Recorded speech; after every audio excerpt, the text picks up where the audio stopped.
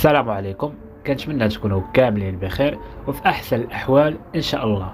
رجعنا لكم بقضيه جديده. قضيتنا ديال اليوم قضيه اللي غامضه وغتبدا بالحب ومن بعد الخيانه الزوجيه وغتسالي بابشع جريمه قتل. القضيه اللي فيها واحد الخطه شيطانيه ابليس وما طيحش عليه. قضيه اللي غتحير الشرطه وغتخلي عقلكم يحبس. بلا ما نحرق عليكم تفاصيل القضية أكثر، يلا معنا النهاية باش توضح لكم الصورة. وقبل ما نبداو دعمونا بالضغط على لايك مع الاشتراك في القناة وتفعيل الجرس، ويلا بينا نبداو على بركة الله.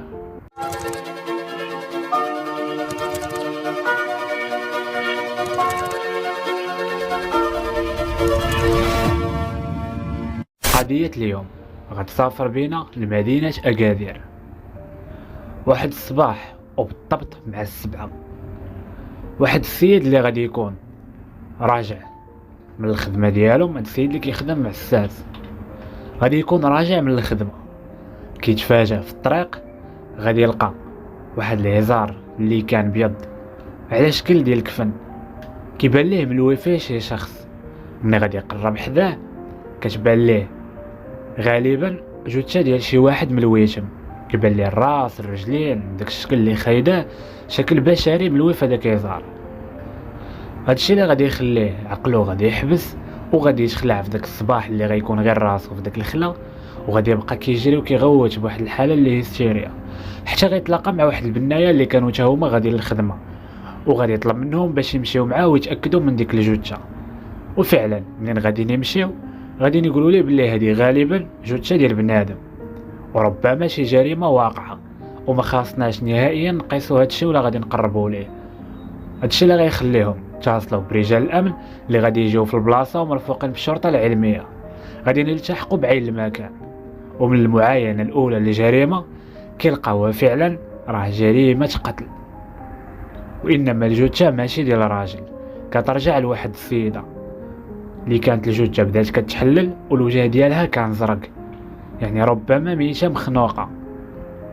داروا تمشيط لديك المنطقه كامله لربما يكون هذاك هو مسرح الجريمه.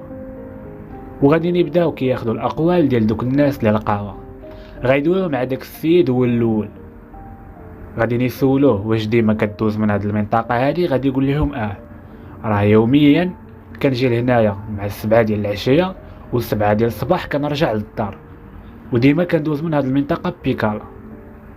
وغادي يسولوه واش ملي كنتي غادي الصباح ملي كنتي غادي بالعشيه للخدمه واش ما رديتيش البال واش كانت، غادي يقول لهم لا بصراحه ما بانتش ليا، انا مأكد ما كانتش، يعني نفس البلاصه دزت منها. وغادي يسولوه على البارح واش ما رديتيش عاوتاني البال ما بانتش لك، غادي يقول لهم لا الصباح لا البارح فراه ما كانتش هنا. غيسولوا دوك البنايات حتى هما وغادي ياكدوا لهم نفس الهضره.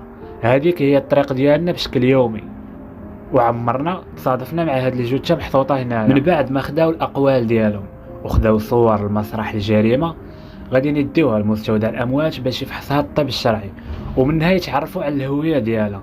وفي نفس الوقيته غادي نديروا تنسيق مع مراكز الشرطه اللي كاينين في ديك المنطقه وفي ديك المدينه كامله باش يشوفوا واش كاين ديكلاراسيون ديال اختفاء شي سيده بديك المواصفات وبداك لاج. وفعلا كيتصادفوا مع واحد السيده اللي مديره ديكلاراسيون في نفس ديك الوقيته، هي والابن ديالها اللي مديكلارين بالاختفاء ديال هاد السيده اللي كان الاسم ديالها هاجر. راجلها والام ديالو هما اللي مديكلارين بالاختفاء ديالها نفس المواصفات اللي حاطين. من بعد ما داوهم باش يتعرفوا عليها راجلها غادي يبدا يبكي وكيقول لهم باللي فعلا هذه هي مراتي، وغتكون واحد الصدمه كبيره بالنسبه ليه. والام ديالو كذلك اللي غادي تصدم، وغيتصلوا بالعائله ديالها وغادي يخبروهم بهذه المعلومه لانهم كاملين كانوا مشطونين عليها وما خلاو فين قلبوا عليها، وكيقولوا باللي مده ديال 5 ايام دابا باش مختفيه.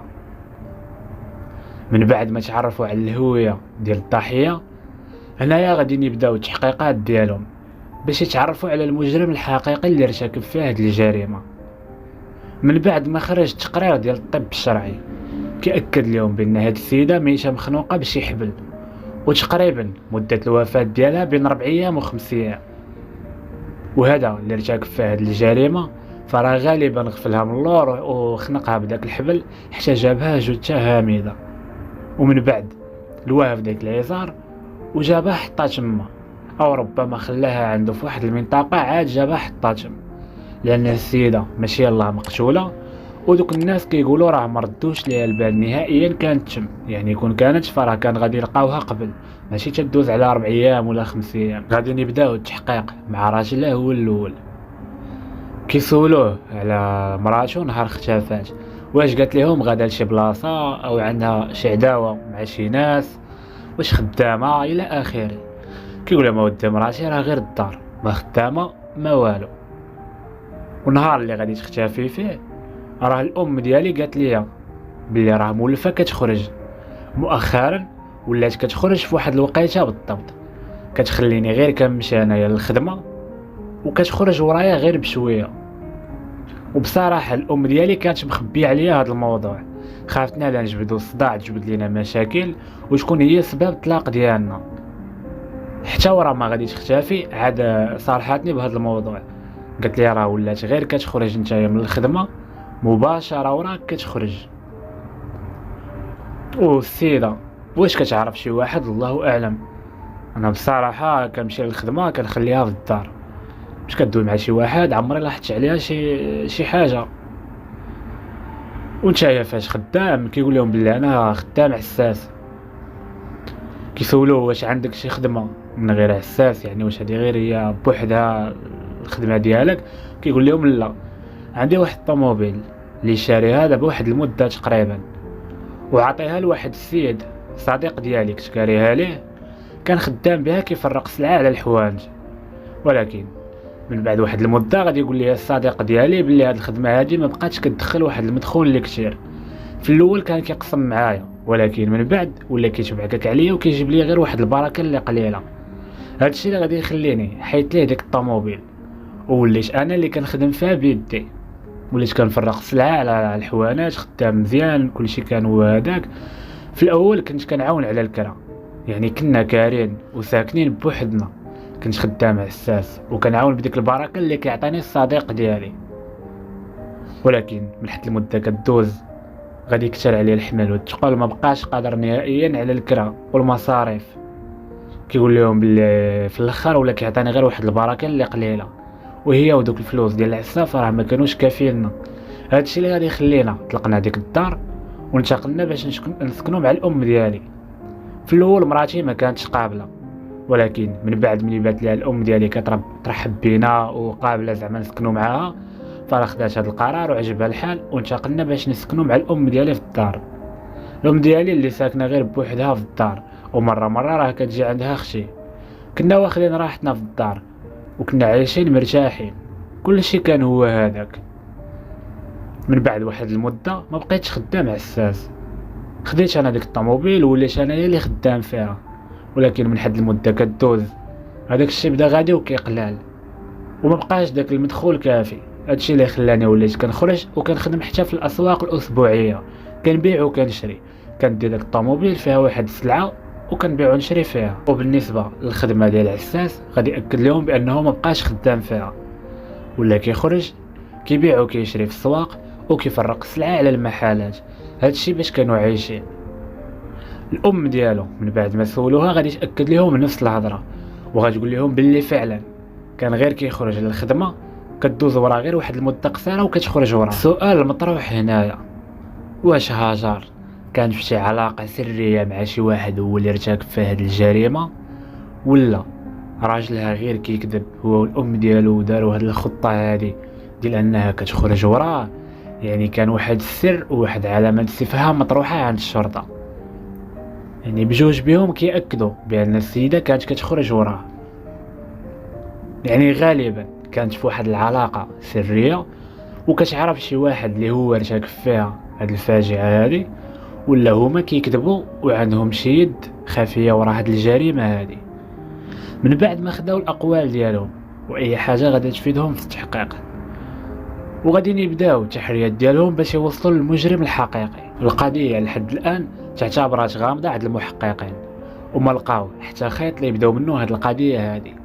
غدوز واحد المده ديال السيام تقريبا ورا ما لقاو الجثه ديال هاجر غادي يجيهم واحد الاتصال من واحد السيد اللي كيأكد لهم انه لقى واحد الجثه ديال واحد البنت في الطريق. منين كيمشيو للمكان كيلقاو انها جثه ديال واحد الدريه اللي كانت تقريبا في العمر ديالها بين 23 سنه و30 سنه. كيلقاوها حتى هي ملويه في واحد ليزار ومحطوطه في واحد المنطقه اللي كانت بعيده على المنطقه الاخرى. وهنا غادي نربطوا الاحداث، لربما هذا يكون شي قاتل متسلسل وهو اللي ارتكب الجريمه اللي قبل. تعرفوا على الهويه ديال الضحيه وسولوا العائله ديالها اللي كيأكدوا لهم ان الدريه كانت كتقرا في الجامعه. السيده الله يعمرها دار كيسولوهم واش كانت في شي علاقه مع شي واحد. العائله ديالها كيقولوا لهم لا، البنت ديالنا من واحد العائله اللي محافظه وما عندناش هادشي ديال التصاحب في العائله. السيده مقابله غير القرايه ديالها وكانت من البنات اللي كيجيو الاولين في المدرسه، يعني من صغرها الدريه مقابله غير القرايه ديالها. وكانت عندها صديقه وحده ديالها. غادي نمشيو عند هاد الصديقه ديالها وغادي نبداو التحقيق معاها اللي بدورها غتاكد لهم انها كانت في واحد العلاقه مع واحد الشاب. وغادي يسولوها عليه واش كتعرفوا، غادي تاكد لهم بانها ما كتعرفوش ولكن عاقله على الدار اللي كان كاري. وواحد النهار كانت ديزا هي وياها وغتقول لها هذه هي الدار اللي كاري فلان وكمشي معها لهاد الدار هذه، بحكم انها الصديقه ديالها كانت كتعاود لها كاع الاسرار وكتقول لها باللي كنجي معها للدار. ومره اخرى اكدت لهم بانه جا عندها لافاك وشاف شو ركبات معاه في واحد السياره وعاقله على النوع ديال السياره واللون ديالها. هنايا غادي يطلبوا منها واش عاقله على الدار ديهم توريها لهم، وفعلا غادي تاكد لهم بانها عاقله على الدار وغديهم باش توريهم الدار اللي كانت كتمشي ليها الصديقه ديالها اللي لقاوها مقتوله. من بعد ما مشاو لديك الدار كيلقاوها مسدوده والدريه غادي تاكد لهم بان هاد السياره فراه هي ديالو. غيلقاو واحد السياره اللي كانت بلاصي قدام الدار. مع غتشوف هذيك البنت قالت لهم هذه هي السياره اللي كانت كتجي الصديقه ديالي مره من لافاك، وحتى نهار وراتني الدار فراه كانت بلاصي عاوتاني في نفس هاد البلاصه هذه. كيسولوها واش مأكده، كتقول لهم فعلا راني مأكده، هاد السياره هذه فراه هي ديال السيد اللي كان في علاقه مع مريم اللي هي الصديقه ديالها اللي توفات. هنايا غادي يقلبوا على مول الدار. من بعد ما غيتعرفوا على مول الدار اللي كاري ليه غادي يطلبوا منه باش يحل لهم الدار ويوريهم الدار. وفعلا من بعد ما خداو اذن بالتفتيش غادي يدخلوا للدار. هنايا كيتفاجئوا باللي غادي يلقاو واحد الزربيه اللي كانت ملويه وكانت عامره ببقع ديال الدم، وحتى الروبيني وواحد البلاصه بالدوش اللي غادي نلقاو فيها الدم، وديك الزربيه اللي كانت فيها واحد الريحه كريهه ديال الدم. هنايا غادي يطلبوا من مول الدار باش يعطيهم النسخه ديال بطاقه الهويه ديال هذا الشخص هذا اللي كاري ليه، وفعلا غادي يعطيوها ليه. وهنا منين غادي يتحققوا من بطاقه الهويه فراه هنا غتكون صدمه كبيره، لانها كترجع للزوج ديال الضحيه هاجر الاولى اللي لقاوها مقتوله. وهذيك السياره فراه هي نفسها كانت ديالو، هي اللي كان كيبيع وكيشري فيها وكيدي فيها السلعه يفرقها. هنايا الشرطه غادي يتصلوا به وغادي يمشيو لعندو وغادي يسولوه واش عنده شي دار من غير هذه اللي ساكن فيها مع الام ديالو. هنايا غادي يحسب شي حاجه ماشي هذيك وغادي يقول لهم فعلا راه عندي واحد الدار كاريها وكنحط فيها السلعه. غادي يسولوه على هاد الدار هذه فين جات. غادي يديوه معاهم، هما راه عارفين الدار فين كاينه ولكن بغاو يشوفوا هو شنو غادي يقول لهم. هنايا غادي يديو لواحد المنطقه غيديهم لواحد المنطقه اللي بعيده شويه على الدار، وغادي يبدا عليهم حكا نسيت السوارت لا راه طاحوا ليا، وبدا كيتماطل عليهم وكيدخل وكيخرج في الهضره. هادشي اللي غادي يخليهم يتاكدوا باللي راه كيكذب عليهم وفي راسو العجينه وعنده دور في الجريمه. وفعلا هما راه تاكدوا ولقاو بعض الادله اللي كافيه كانوا عنده في الدار باللي راه هو اللي مصفيها لديك السيده، ومن يصفاها ليها فراه هنايا كيتاكدوا بانه غالبا هو اللي مصفيها لمراته، حيت كانت نفس الطريقه ديال الجريمه. البنت الثانيه حتى هي ملويه في داك يزار ومحطوطه في واحد المنطقه اللي خاويه، وداك الدم اللي لقاو عنده في الدار وديك الريحه الزربيه اللي عامره بالدم. لقاو عنده واحد الموس حتى هو كان لاوي في واحد البلاصه وخاسي تحت واحد السداري. هادو راه ادله كافين. هنايا غادي يلقاو عليه القبض وغادي يديوه للدار اللي كاري وغادي يقولوا ليه هذه هي الدار اللي كاريها وهذه هي الدار اللي ارتكبتي فيها الجريمه. هذه هي الدار اللي قتلتي فيها هاجر وصفيتي عليها بدون رحمه واللي قتلتي فيها مريم. ودابا غادي تعترف لينا بالجريمه من الاول حتى للاخير. هنايا غادي يصفر وما يعرف راسو باش تبلا. غادي ينهار وغادي يبدا يعترف ليهم بالجريمه كامله وغادي يقول لهم باللي فعلا انا اللي ارتكبت هذه الجريمه في حق مراتي وانا اللي صفيتها كذلك الخليله ديالي مريم. غادي يسولوا على السبب اللي خلاه يصفيها لمراتو هو الاول. غادي يقول لهم راه قلت لكم قبل الام ديالي كتقول بلي مراتي ولات كتخرج ورايا مباشره وراه فعلا هادشي كان ولا كيوقع. حصلاتني كدوي في التليفون مع شي بنت ومن هنا غادي يولي الشك. قلبت لي التليفون مره اخرى ولقات عندي رسائل غراميه مع هاد السيده ومع بنات اخرين وتصادعنا انا وياها وناضوا بيناتنا مشاكل وعرفاتني باللي الدار اللي كنا كارين وساكنين فيها فراه ماشي طلقتها غير درت السبه وخرجنا من ديك الدار وجينا سكننا مع الام ديالي وخليت داك المنزل الوكاره للفساد يعني كيدي ليه البنات وكيفسد معاهم وكيقضي معاهم الغارات تما حتى النهار اللي غادي تعيق به مراتو ولات شاكه فيه ولات كتراقبو. من بعد ما ولاو المشاكل بيناتهم ولا غير كيخرج كتبعو وداك النهار بالضبط اللي غادي يصفيها ليها غير غادي يخرج وغادي يتبعو من وراه. بقات تابعه حتى غادي تلقاه مشى لديك الدار مع غادي يدخل هو وديك السيده. هنا غادي يدخل عليهم منين غادي يحل الباب كيتفاجأ بلي مراتو دخلات عليهم للدار بدات كتغوش عليه بدات مضاربه هي وديك البنت. هو بلا ما يشعر خاف لي يتفضح مع العائله وباللي غينوض شي مشكل اللي كبير. غادي يجيب ديك القنبه وغادي يربطها من اللور غفلها وغادي يخنقها حتى غادي يجيبها جثه هامده. البنت مريم اللي كانت معاه ما قدرات دير والو بالخلعه بقات غير كتشوف ومصدومه. هنايا غادي يقول لها ما عندك مناش تخافي فرا كانت غادي تصيفطنا للحبس غدير لينا الشوها صافي دابا تهنينا منها انت غير غتمشي للدار وارتاحي. انا غادي نتخلص من هاد الجثه هادي وما غنبقاوش نتشافوا حتى تدوز واحد المده ديال شهر تقريبا وغادي ترجع الامور كيف ما هي وديك الساعه فراه غادي نتزوج بك غير كوني هانيه. فراه هادي واحد المراه اللي كانت من برزطانه وانا حيدتها علينا من الطريق ولكن البنت كانت غير مصدومه وكتشوف كتقول لي راك قتلتيها وكتغوش عليه. هنايا غادي يقول لها ما عندك مناش تخافي فراه ما غندير لك والو انت دابا غير سيري للدار. دار راسو غادي للكوزينه مشى يجيب ليها كاس ديال الماء جا عطاها داك الكاس ديال الماء كتشرب كيبرد فيها مخلوعه. قال صافي دابا غير سيري باش انا غادي نتخلص من هاد الجثه هادي نشوف اش ندير. مع غادي تعطيه بالظهر تما خارجه غادي يسدد لها واحد الطعنات اللي كانوا قاتله. ملي مشى للكوزينه فراه كان جاب واحد الموس وغادي يبقى كيطعن فيها. من بعد ما قتلها تاهي وصفاها ليها غادي يديرها في داك ليزار غادي يتخلص من مراتو هي الاولى. غدوز وراها واحد اليومين عاد غادي يخرج الجثه ديال الخليله ديالو وغادي يديها وغادي يحطها في ديك المنطقه. وهكذا كانت هنا منهم بجوج بيهم وما كانش عاد بالو نهائيا راه غادي يتفضح. وفعلا لولا الصديقه ديال مريم فراه ما كانش غادي يتعرف لانهم ما لقاو حتى خيط اللي غادي يبداو منه هاد القضيه هذه وكانت تهمه غتمشي بعيده عليه. وبالاخص من لقاو الضحيه الثانيه كان هنا غادي يشكوا ان في مراتو فعلا كان عندها علاقه سريه مع شي واحد وربما هو اللي ارتكب في هذه الجريمه وكانوا غادي يبقاو كيبحثوا في بلايص اللي بعاد والمجرم اللي كان غير وسط منهم. كانت هذه قضيتنا ديال اليوم ونهايه طريق الحرام. فراه سهله تبدا طريق الحرام والفساد والخيانه الزوجيه ولكن اللي صعيب هو منين كطيح وكتخلصها بواحد الثمن اللي غالي. هي كتمشي للحبس هي كتمشي للسبيطار هي كتوقع شي كارثه او شي فضيحه. نهايه طريق الحرام ديما كتكون خايبه وغير متوقعه.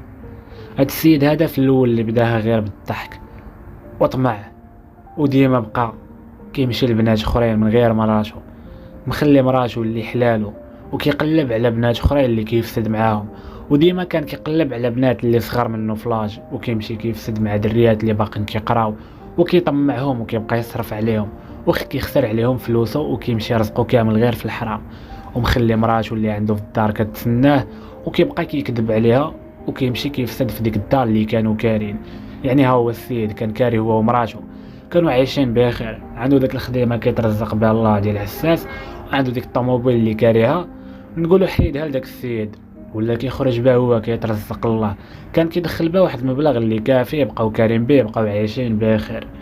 ولكن فلوسه كانوا كيمشيو غير في الحرام، وكان كيخسرهم على الدريات وعلى الفساد. ومن بعد دار السبه ودا مراتو حطها في دار والديه باش هو يخوي ليه الدار واش بقى للفساد. شوفوا على فكره غبيه، يعني الدار اللي كان دير فيها حلالو خواها وردها دار ديال الحرام والفساد، والنهايه ديالو كانت كارثيه وغير متوقعه. من بعد ما اعترف ليهم بالجريمه الاولى والثانيه، غادي يدوز امام قاضي التحقيق، وغادي يكون الحكم ديالو هو المؤبد بدون تخفيض او عفو ملكي. يعني حياته كامله غادي يدوزها في الحبس، وغادي يموت في السجن، وغادي يتعفن في السجن. كان هذا هو الجزاء ديال هذا المجرم هذا اللي ارتكب ابشع جريمه قتل، لا في حق مريم لا في حق هاجر. وهاد القضيه اللي غناخذوا منها واحد العبره اللي كبيره.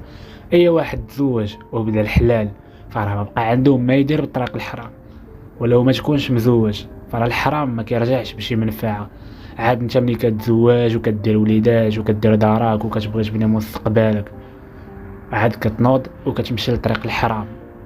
هذا غلط اللي كيديروه بزاف الرجال وبزاف ديال العيالات. ماشي كلنا ملائكه، يعني راه بزاف ديال الناس عندهم الخيانه الزوجيه واحد الحاجه اللي سهله، وكيشوفوها واحد الحيط اللي قصير، وكتغلب عليهم الرغبات والشهوات ديالهم، وكيرتكبوا هذه الجريمه هذه بلا ما يفكروا. كانت هذه هي قضيتنا ديال اليوم، كنتمنى تكونوا خديتوا منها واحد العبره اللي كبيره. وقبل ما نساليو ما تنساوش تدعمونا بلايك مع الاشتراك في القناه وتفعيل الجرس، ونتلاقاو ان شاء الله في قضيه جديده.